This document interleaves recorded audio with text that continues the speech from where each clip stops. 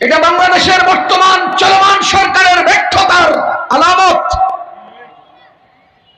ওসমান হাদি বাংলাদেশে সব সময় জন্মায় না, এটা শতসিদ্ধ সত্য কথা। যে কোনো রাষ্ট্রে সরকারের চামচার পরিমাণ বেশি হয়, রাষ্ট্রের দরদি, জনতার দরদি মানুষ কম হয়। নিজের প্রয়োজনে, ক্ষমতার প্রয়োজনে, অর্থের প্রয়োজনে চামচা লোকের বেশি পরিমাণ দুনিয়াতে দেখা যায়। ওসমান হাদিদের মতো কিছু সংখ্যক মানুষ যারা কোনো ব্যক্তির চামচামিতে নেই, দেশ, দশ, জনতা, ধর্মের পক্ষে জোরালো কণ্ঠে কথা বলেছে। এমন একজন ব্যক্তিকে গতকাল জুমার নামাজের পর চলন্ত গাড়িতে অত্যাচারী জালিমরা হুন্ডায় আরোহণ করে অতর্কিত হামলা করেছে, গুলি করেছে মাথায়। ওসমান হাদি মুমূর্ষু অবস্থাতে এখনো বেঁচে আছেন। আমরা মহান রব্বুল আলামিনের দরবারে দোয়া করি, আল্লাহ ওসমান হাদিকে আমাদের জন্য ফিরিয়ে দিন। যদি আপনার ফয়সালা হয় ওসমান হাদি আসবে না, তবে প্রতিটি ইঞ্চি ইঞ্চি জমিনে ও আল্লাহ এরকম ওসমান হাদিদের উপহার দিন, যাতে করে অত্যাচারী জালেমদের টুটি ছেড়ে ফেলানো যায়, ভারতের আধিপত্যের কবর রচনা করা যায়।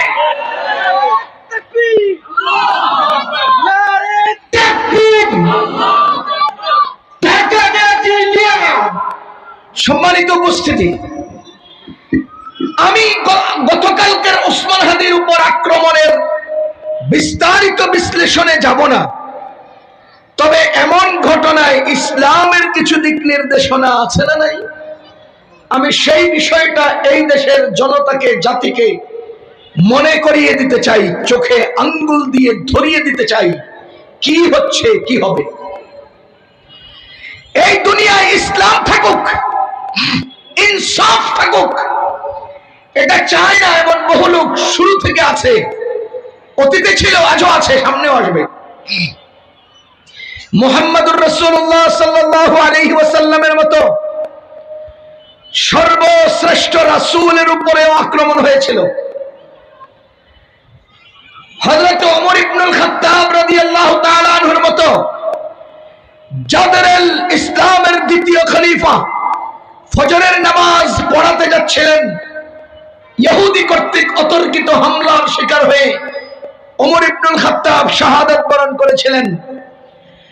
জঙ্গে জামাল, জঙ্গে সিফিনের পর মুসলমানদের তিনজন সামনের সারির মুরব্বী বুজুর্গ, হযরত আমর ইবনুল আস রাদিয়াল্লাহু তাআলা আনহু, হযরত আলী ইবনে আবি তালিব রাদিয়াল্লাহু তাআলা আনহু, হযরত মুআবিয়া ইবনে আবি সুফিয়ান রাদিয়াল্লাহু তাআলা আনহু, এই তিনজনকে একই দিনে ফজরের নামাজে যাওয়ার পথে অতর্কিত আক্রমণ করে শহীদ করে দেওয়ার পরিকল্পনা করেছিল। সেই সময়ে একজনকে শহীদ করা হয়েছে, যেই লোকটাকে মুআবিয়া, যেই লোকটা আমর ইবনুল আস মনে করে হামলা করে উল্টা একজনকে লক্ষ্যভ্রষ্ট হয়েছিল, মানুষ একজন মারা গিয়েছে। হযরতে মুআবিয়াকে হামলা করতে পারে নাই, হযরত আলী রাদিয়াল্লাহু তাআলা সেই হামলায় তিনি অন্তত 10-11 দিন পরে ইন্তেকাল করেছেন।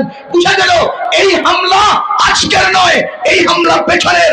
এরকম ওসমান হাদিদের উপর আক্রমণ আজকের নয়, এমন আক্রমণ পেছনের।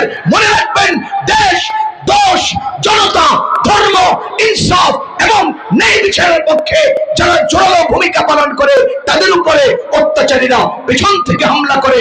এটা পুরাতন ইতিহাস, নতুন নয়। আল্লাহ বাংলাদেশের পক্ষের সকল নিঃস্বার্থ দেশপ্রেমিক মুজাহিদদের আপনি হেফাজত করুন। সম্মানিত উপস্থিতি,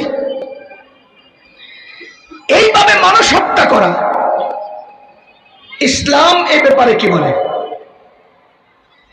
প্রথমে আমি মনে করিয়ে দিতে চাই, আমার আল্লাহ বলেন ওয়াকাতিলুহুম, তাদের সাথে কিতাল করো, জিহাদ করো, হাত্তা লা তাকুনা ফিতনা ওয়া ইয়াকুনু আদ-দীনু কুল্লুহু লিল্লাহ। যতক্ষণ পর্যন্ত এরকম হুন্ডায় চড়ে আক্রমণকারী অত্যাচারীদের কবর রচনা না হবে, ততক্ষণ পর্যন্ত তাদের বিরুদ্ধে জিহাদ চালিয়ে যাও। দুনিয়াতে শান্তি আসতে হবে, দুনিয়াতে শান্তি আসতে হবে।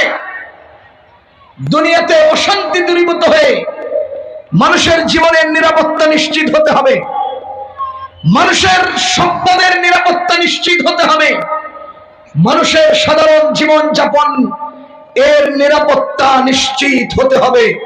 তার পূর্ব পর্যন্ত পেছনে এবং সামনে যারা মানুষের জীবন অতিষ্ঠ করতে পরিকল্পনা করে, যারা সশরীরে এমন অতর্কিত হামলায় যুক্ত হয়, এদেরকে বের করো, এদের কল্লা ফেলে দাও, এদের বিরুদ্ধে যুদ্ধ করো, যাতে জীবন চলার পথে মানুষের জান মাল এবং সাধারণ নিয়ম শৃঙ্খলার নিরাপত্তা নিশ্চিত হয়। এটা আল্লাহর নির্দেশনা। দেখেন সূরা মাইদার মধ্যে আল্লাহ তাআলা কি বলেন, ইন্নামা জাযাউল লাযীনা ইউহারিবুনা আল্লাহ ওয়া রাসূলাহু ওয়া ইয়াসআউনা ফিল আরদি ফাসাদা আন ইউকাত্তালু আও ইউসাল্লাবু আও তুকাত্তাআ আইদিহিম ওয়া আরজুলুহুম মিন খিলাফিন আও ইউনফাউ মিনাল আরদ। যারা আল্লাহ ও আল্লাহর রাসূলের বিরুদ্ধে যুদ্ধ করে, যারা দুনিয়ার বুকে ফাসাদ তৈরি করার চেষ্টা করে, ওয়া ইয়াসআউনা ফিল আরদি ফাসাদা, যারা দুনিয়ার বুকে ফিতনা তৈরি করার চেষ্টা করে, যারা মানুষের জীবন বিপন্ন করার পরিকল্পনা করে, যারা মানুষের জান মাল অনিরাপদ করার স্কিম করে, যারা সমাজের মধ্যে অন্যায় অবিচার প্রতিষ্ঠা করার সুদূর পরিকল্পনা করে, কেউ সরাসরি, কেউ আড়াল থেকে, কেউ দরজার ভিতর থেকে, কেউ দরজার বাহির থেকে, ওয়ায়াসআউনা ফিল আরদি ফাসাদা, যারাই এই ফাসাদ তৈরি করার চেষ্টা করে, আল্লাহ রাব্বুল আলামিন বলেন আইয়ুকাত্তালু, তাদেরকে কতল করো, আও ইউসাল্লাবু, তাদেরকে শুলিতে চড়াও, আও তুকাত্তা আইদিহিম ওয়া আরজুলুহুম মিন খিলাফিন, অথবা তাদের ডান হাত বাম পাও কেটে ছেড়ে দাও, আও ইউনফাউ মিনাল আরদ, অথবা তাদেরকে তোমার দেশ থেকে বাইর করে দাও।